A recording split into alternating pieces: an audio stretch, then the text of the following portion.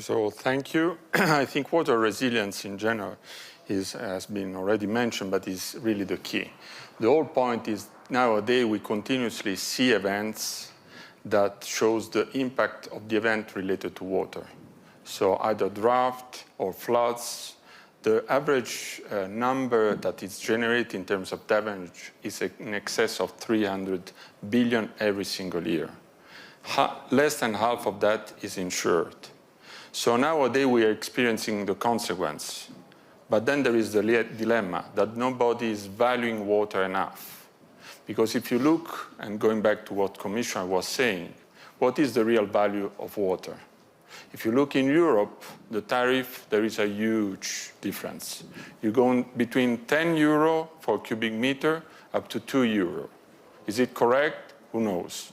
The point is that today is not sufficient to finance investment.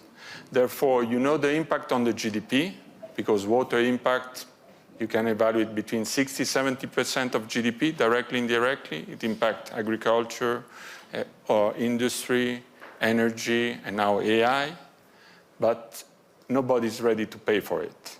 So this is the huge difference. Solution can be analyzed. I mean, we are an operator, we run infrastructure on water, we know perfectly all the aspects of the problem.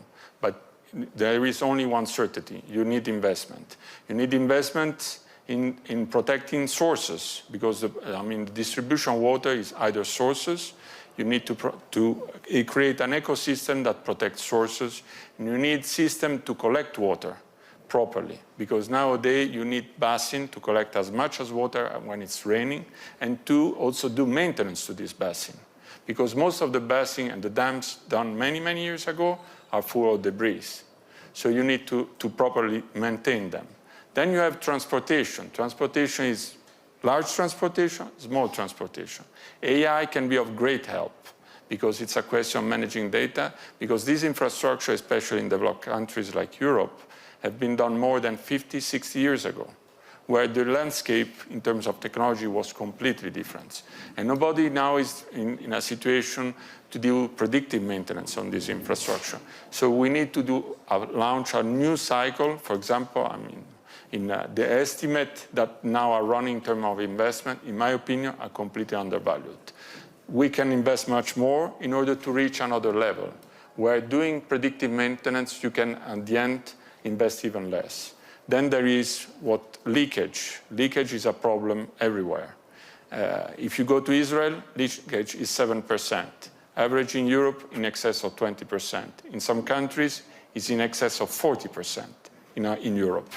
So these are new sources. It's like discovering new sources if you basically intervene in leakage. And then there's what you were mentioning, reuse. Reuse is the largest source that the planet has. We need to, our objective should be altogether to point to net zero in water.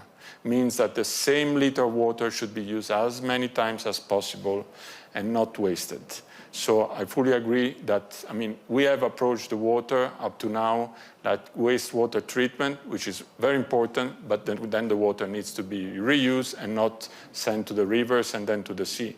Because also then checking on water also has a value, because water and the link between health and water, and therefore also government spending on health, is very related to water, because the consequence of not having proper fresh water are evident nowadays.